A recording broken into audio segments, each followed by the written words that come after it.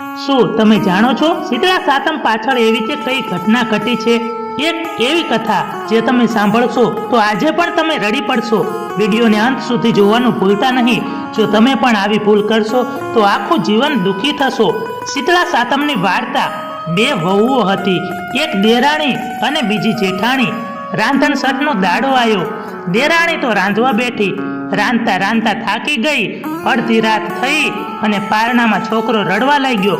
નાની વહુ ધવરાવવા બેઠી. મોડી રાત સુધી રાંધીને થાકેલી નાની વહુને જોકા આવ્યા.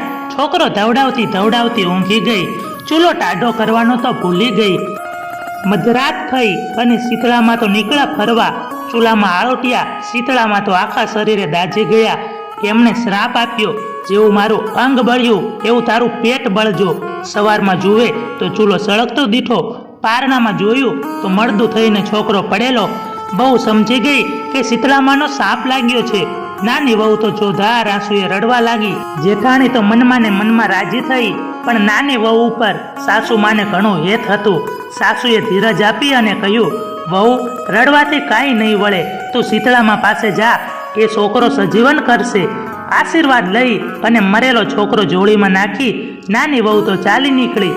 રસ્તામાં બે તલાવડી આવી, છલોછલ ભરેલી, પણ પાણી કોઈ પીતું નહોતું, ચકલું બોટતું નહોતું. વહુને જતી જોઈ અને તલાવડી બોલી, બહેન, ક્યાં જાય છે?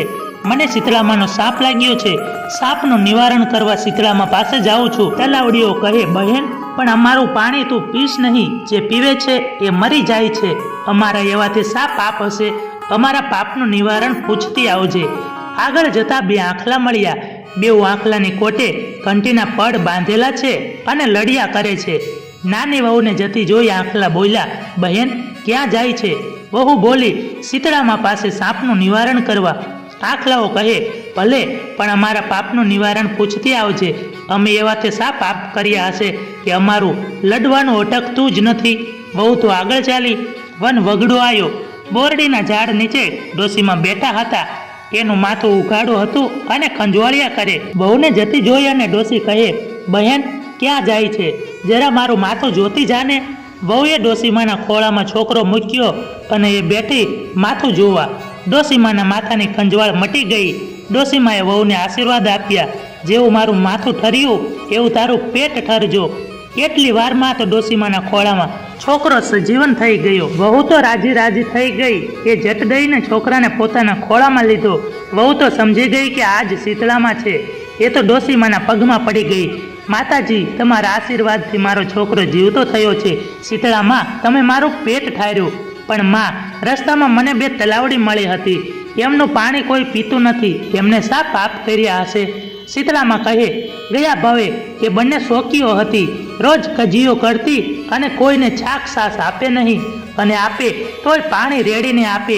એના પાપે આજે એનું પાણી કોઈ પીતું નથી. પણ તું એમનું પાણી પીજે, એમના દુઃખ દૂર થઈ જશે. વહુ કહે, માતાજી, રસ્તામાં બે આંખલા મળ્યા હતા. એમની કોટે ઘંટીના પડ બાંધેલા છે અને કાયમ લડિયા કરે છે. એમના તે શા પાપ હશે?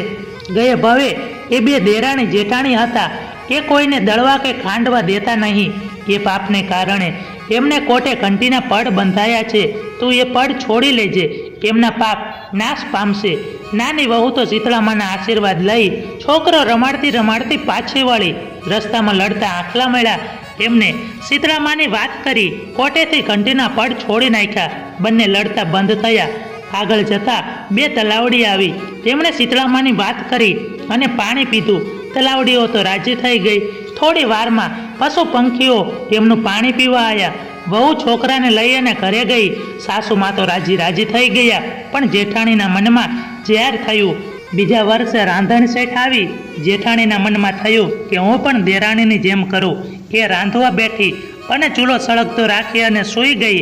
મધરાત થઈ અને શીતળામાં આવ્યા. ચૂલામાં આળોટ્યા. શીતળામાંનું આખું શરીર દાઝી ગયું. એમણે શ્રાપ આપ્યો, જેવું મારું શરીર બળ્યું એવું તારું પેટ બળજો. સવારે જેઠાણી પારણામાં જુએ તો છોકરો મરેલો. જેઠાણી સમજી ગઈ કે શીતળામાંનો સાપ લાગ્યો. દેરાણીની જેમ એ પણ છોકરો લઈ અને શીતળામાં પાસે જવા ચાલી નીકળી. રસ્તે જતા બે તલાવડી આવી. તલાવડી કહે, બહેન, ક્યાં જાય છે? જેઠાણી તો કહે, શીતળામાં પાસે. અમારો સંદેશો લેતી જાને. જેઠાણીને રીસ ચડી અને ગુસ્સામાં બોલી, હું કાંઈ તારા જેવી નવરી નથી. આમ છણકો કરતી આગળ જઈ. આગળ જતા બે આખલા મળ્યા.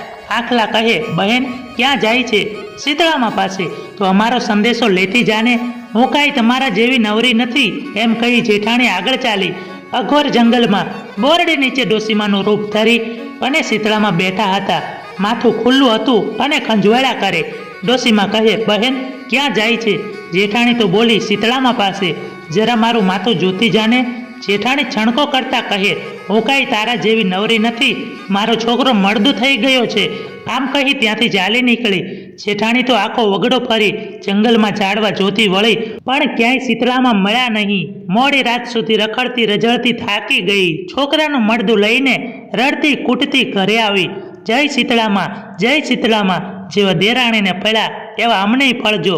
મિત્રો, વિડીયો પસંદ આવ્યો હોય તો વિડીયોને લાઈક કરી અને ચેનલને સબસ્ક્રાઈબ કરવાનું ભૂલશો નહીં.